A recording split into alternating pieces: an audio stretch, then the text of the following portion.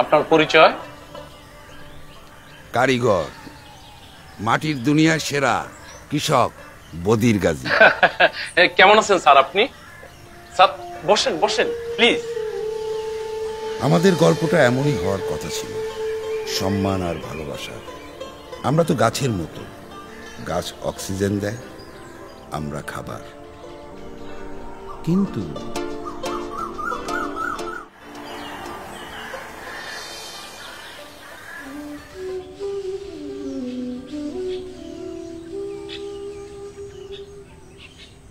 কি মজিদ ভাই, শুয়ে রইছো কেন? কাজ কবে শুরু করবা? হাতের যে অবস্থা রে ভাই, কেমনি কি করব? কেন ঋণ পাও নাই? আগে ঋণই তো গলা মনে হয়ে রয়েছে, আবার নতুন করে ঋণ। ও কাকা, মাঠে তো চৈত্রের খরা লাগছে, তা পানি টানি দাও না কেন? কাকা পানি তো নাই। ও নাই, থাকবো কেমনে? একটা খাল আসিল, হেইডারও তো বরট করে ফেলাইছো, এখন বুঝো ঠেলা। হ্যাঁ পানি ওরে আমি চিন্না দিব নাই। কি ভাই, শীষ গজায় নাই?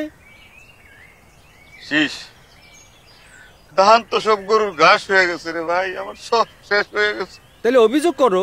গত বছর লাল মিয়া অভিযোগ করে মাত্র 5,000 টাকা পাইছে। আমাগো আর হইছে।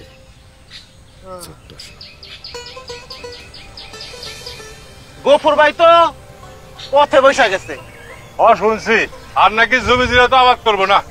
আপনার বীজটা তো ভালো পড়ছে। খালি ভালো বীজ হলে হবে মিয়া, সার লাগবো না।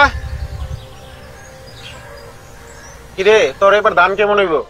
না, লাল হয়ে রয়েছে, কোন ডিলারের কাছে সামনে বুঝো না, ওরা এবার বেশি দামে বেচবো। ম্যাচ গরম আছে। আরে নিজের টাকা দিয়ে সার কিনবো, তারপর লাইনে দাঁড় থেকে কিনবো? অসহায় আমরা।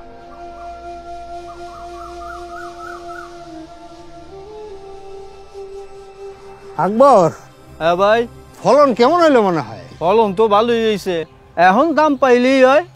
সার কিনিতে হায় আর বীজ কিনি ডলারে।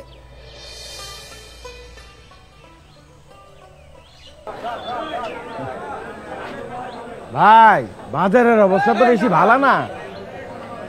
কত? আরে এর থেকে তো পানির দামই অনেক বেশি আছে। সবারই সবকিছু হয়, আমাগোর কিছু হয় না। আনোয়ার গাজী তো জমি জিরা ছেড়ে ঢাকায় গেছে গা, গার্মেন্টসে কাম দিছে। কামলা কাম লইলো বালা, বেতন তো ঠিক মতন পাওয়া যায়। হাজিরা কমার সম্ভাবনা। কারণ আজ দেশ জুড়ে কৃষি নিয়ে অসংখ্য সমস্যা। এত সমস্যা দেখে কৃষকের কৃষির প্রতি বিতৃষ্ণা জন্মাচ্ছে। হবে না স্যার, সবাই তো বলে, কেউ তার সমাধান করেন। সমাধান জিয়াউর রহমান শুরু করেছিলেন।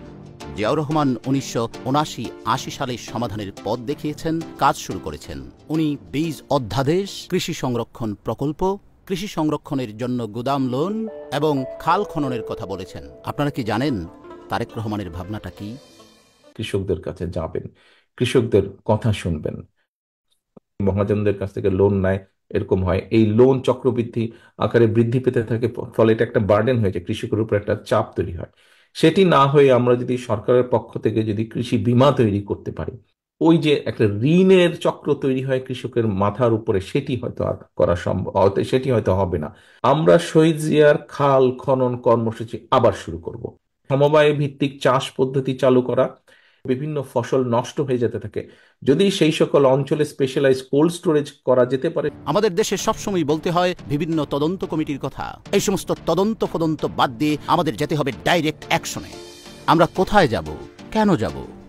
এ গ্রাম আমাদের, আমরা প্রয়োজনে খাল খনন করব, আমরা ঘুরে দাঁড়াবই। আমাদের সমস্যাটা কি জানেন? আমরা লাভের আশায় সবাই একই ফলন ফলাই। আমাদের চাষ হবে রিসার্চ ভিত্তিক। কোনো মৌসুমি জমি অনাবাদি থাকবে না, মাটি অনুযায়ী হবে শস্য বাছাই। ধানি জমি আলাদা হবে, যৌথ হবে সবজির চাষ। প্রথম ভাগে সজনে ডাঁটা, টমেটো বা পেঁপেটায় 12 মাসি শস্য, আর পরের ভাগে হবে মৌসুমি সবজি। নির্ধারিত জোনে হবে মডেল স্টোরেজ সিস্টেম। পণ্যের চাহিদা মোতাবেক চাষ হবে, চাহিদা পূরণ করে লক্ষ্য থাকবে এক্সপোর্ট করা। বিদেশিদের আকৃষ্ট করতে উন্নত প্রযুক্তি ব্যবহার করা হবে। কৃষকের সব সমস্যার সমাধান এখন এক কার্ডে। বীজের সমস্যার সমাধান পাবে, প্রয়োজন মতো সার পাবে, চাষ সংক্রান্ত সমস্যার সমাধান পাবে, কৃষি বীমা সুবিধা পাবে, কৃষি ঋণ পাবে, সরকারি মূল্যে ফসল বিক্রি, সব ধরনের কৃষি তথ্য পাবে।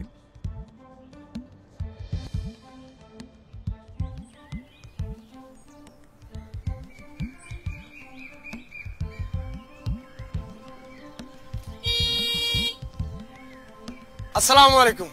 ওয়ালাইকুম আসসালাম। স্যার আমি সিটস এন্ড কোম্পানি থেকে আসছি। নো স্যার, বাংলায় বলেন। না স্যার, কি বলেন স্যার? জনাব, বাংলায় শুনতে চলেন। জি চলেন। আমাদের বীজ কিন্তু মানে খুবই উন্নত এবং পরীক্ষিত বীজ। স্যার আমার সারটা নেন স্যার। স্যার আমার সারের ফলন অনেক ভালো স্যার। স্যার সরকারি রেটে দিব স্যার। আমাদের বীজটা খুবই উন্নত, খুবই ভালো। আপনার বিলিং সিস্টেম? স্যার জনাব আপনি বলুন।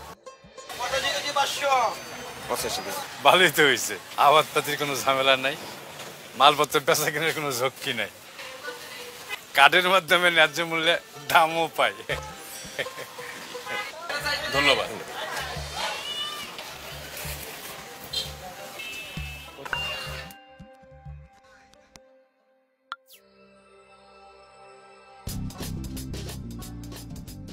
অধিকার, সম্মান ও আশা পূরণের মধ্যে দিয়ে কৃষকের স্বপ্ন বাস্তবায়ন আমাদের অঙ্গীকার।